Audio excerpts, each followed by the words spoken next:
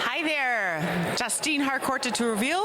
Once more, we're at Hack Belgium live in the studio, and right now I am with Filip de Weerdt from Tomorrow Lab. Filip, welcome, and we have now 3 minutes. We're going to ask some quick questions, okay. But one of my first questions is, what is Tomorrow Lab? Tomorrow Lab is a consulting company. We're located in Brussels, very close by. What we do is we do what we call future foresight scans. So this is for companies and for public institutions where they want to look into the future and what happens to them into the future in very dynamic way. And it goes up to 15 or 20 years forward in the future and see what happens then. Okay, it's nice to know what our future might look like. Yes.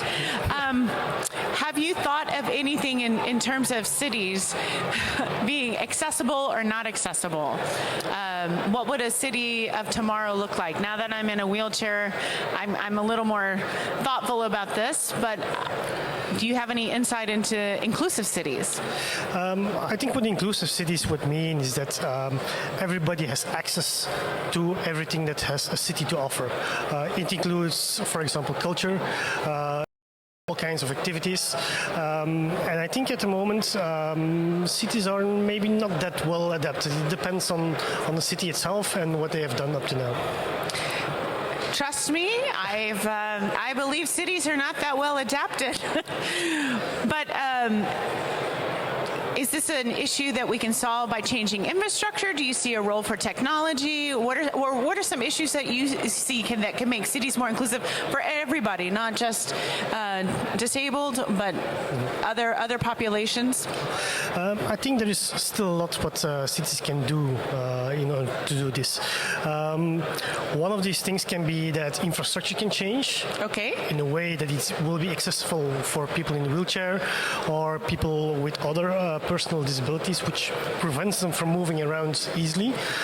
So that's one way in which you can do it. Another way is indeed technology.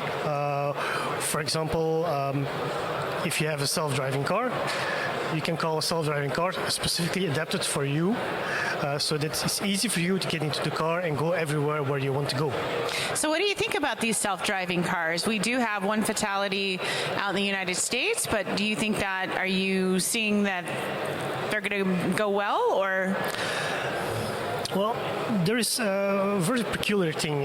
Is when an accident happens with a self-driving car, it's all over the news. When an accident happens with somebody inside the car, they say, okay, maybe he could not have prevented that, or so they're much less forgiving for a computer than for a person.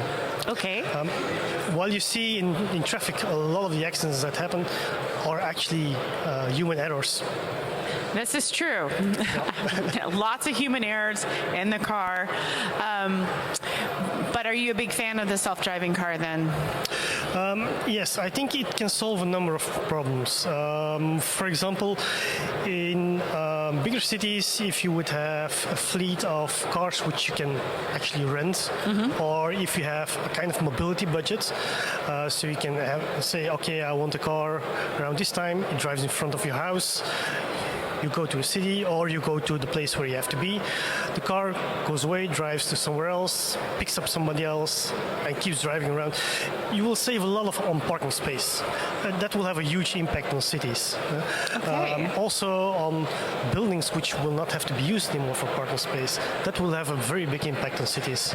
Thanks very much, Filip. We appreciate you coming by and giving us a little overview. And off to the next session. Thanks so much. Thank you. See